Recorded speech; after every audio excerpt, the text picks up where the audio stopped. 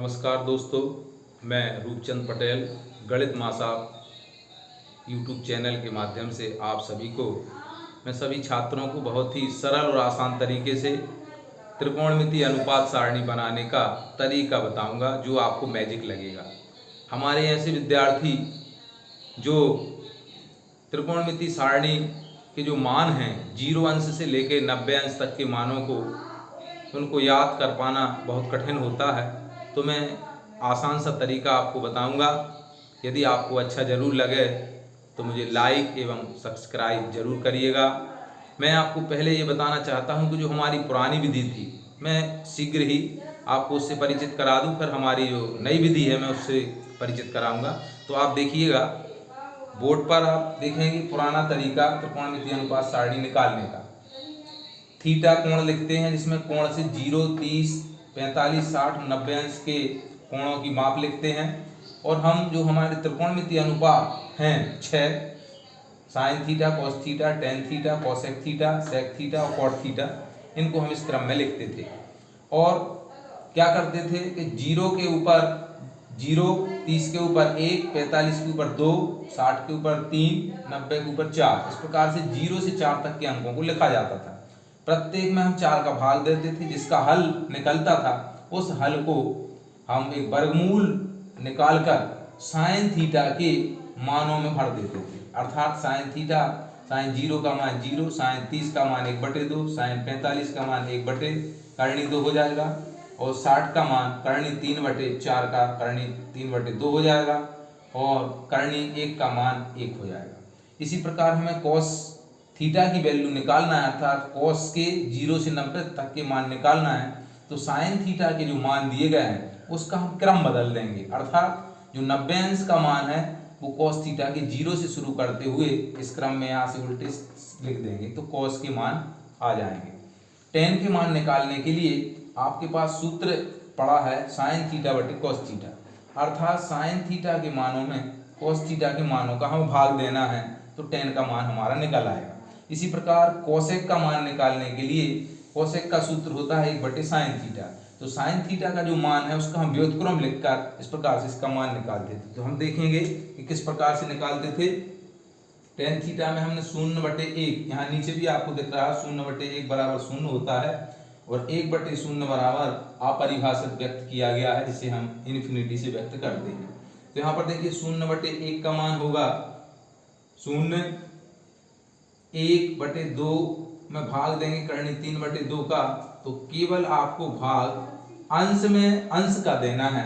इसी प्रकार अंश में अंश का यहाँ देंगे तो 1 हो जाएगा, अंश में अंश का यहाँ देंगे तो करणी 3 होगा। 1/0 आप यहाँ देख रहे होंगे इन्फिनिटी है, तो इन्फिनिटी हो जाएगा अपरिभाषित। इसी प्रकार कोसेक का मान निकालने के लिए साइन के जो मान दिए गए हैं उसका व्युत्क्रम लिखेंगे। अभी इसका अर्थ है कि 0/1 लिखा है, इसको हम जो पलटेंगे अर्थात व्युत्क्रम लिखेंगे तो इसका हो जाएगा अपरिभाषित। 1/2 का व्युत्क्रम लिखेंगे तो 2 आएगा, इसका वर्गमूल 2 हो जाएगा, इसका 2/करणी 3 हो जाएगा, और 1/1 का 1 हो जाएगा। इसी प्रकार सेक का मान निकालने के लिए बहुत ही आसान तरीका है कि आपको कोसेक के जो मान है उसका भी हम क्रम बदल कर लिख देते हैं। इसी प्रकार तो क्रम बदलना है ना, देखिए यहां से शुरू करना है, ये 1 2/√3 √2 2 इन्फिनिटी। इसी प्रकार कॉट का निकालने के लिए जो टेन की वैल्यू है आपकी, इस टेन की जो वैल्यू है उसको हम यहाँ कॉट के रूप में क्रम बदल कर लिख देंगे। अर्थात यहाँ हो जाएगा हमारा इन्फिनिटी, यहाँ करणी 3, यहाँ 1, यहाँ 1/करणी 3, और यहाँ हो जाएगा 0। इस प्रकार से आप देख रहे हैं कि हमारी सारणी तैयार होगी। परंतु ये हमें और बच्चों के लिए बहुत कठिन लगती है, तो हम इसको आपको एक बहुत ही आसान और सरल तरीका लेकर आए हैं जिसको आपको जरूर पसंद आएगा। तो मैं यहाँ थोड़ा सा आपको ये पुरानी पद्धति से यहाँ बताना चाह रहा हूँ। अब यहाँ पर देखिएगा, यहाँ पर आप केवल इस छोटे से तरीके से 0 से 90 अंश तक के सभी कोणों की माप जल्द और आसानी से निकाल लेंगे। तो आपको क्या करना होगा, सबसे पहले आप 0, 30 अंश, 45 अंश, 60 अंश और 90 अंश इसी क्रम में, बढ़ते क्रम में आपको लिखना पड़ेगा। और इसी बढ़ते क्रम में आप यदि लिख लेंगे तो आपको बहुत ही आसानी होगी। अब आपको मैं बहुत ही आसान तरीका बताऊंगा जिससे आप कहेंगे हाँ मुझे मैजिक महसूस हो रहा है। देखिएगा, आपको एक वर्गमूल का चिन्ह लगाना है, उसके अंदर L R L पूरे के बटे 4 4 R 4 4 R लिखना है। तो ये देखिएगा, जब इसको आप बटे के रूप में लेंगे तो L/4 हो जाएगा, R/4 हो जाएगा, L/R आ जाएगा। तो आपको जो पहली वैल्यू है वो साइन थीटा, दूसरी वैल्यू है वो कॉस थीटा और तीसरी वैल्यू है वो टेन थीटा है। अब आप देखिएगा बहुत ही आसानी से हम किसका मान निकालें। चलिए हम आपको बताते हैं साइन 60 की वैल्यू। साइन देखिए, साइन में कौन सा फॉर्मूला लेना है, L/4 और वर्गमूल लेना है। तो आप वर्गमूल लीजिए, L/4 लिखिए। L अर्थात लेफ्ट, R अर्थात राइट। तो L अब 60 है तो आप इस 60 पर जाइए, 60 से लेफ्ट को जाना है, 60 से लेफ्ट काउंट करिए कितने एंगल हैं, 1 2 3। 60 से लेफ्ट साइड जाइए, 1 2 3। अब आप इसमें फॉर्मूले में मान भर दीजिए, √3/4। इसको सॉल्व कर दीजिए, √3/2। ये साइन 60 की वैल्यू आपकी आ गई। इसी प्रकार आप देखिएगा tan 30 की वैल्यू भी मैं एक बार निकालना चाहूंगा। तो tan 30 की वैल्यू देखिए, सबसे पहले सूत्र में देखिए tan कहाँ लिखा हुआ है, ये लिखा है tan अर्थात L/R, √L/R। अब tan 30 देखिए, 30 कहाँ लिखा हुआ है, ये लिखा हुआ है L, मतलब L यानी लेफ्ट साइड कितने एंगल है, 1, इसको 1 लिखिएगा। और राइट 30 से राइट तरफ कितने हैं, 1 2 3, तो इसको आप 3 लिखिएगा। इसको सॉल्व कीजिएगा तो 1/√3 हो जाएगा। इसी प्रकार देखिएगा cos 0 की वैल्यू हमें निकालना है।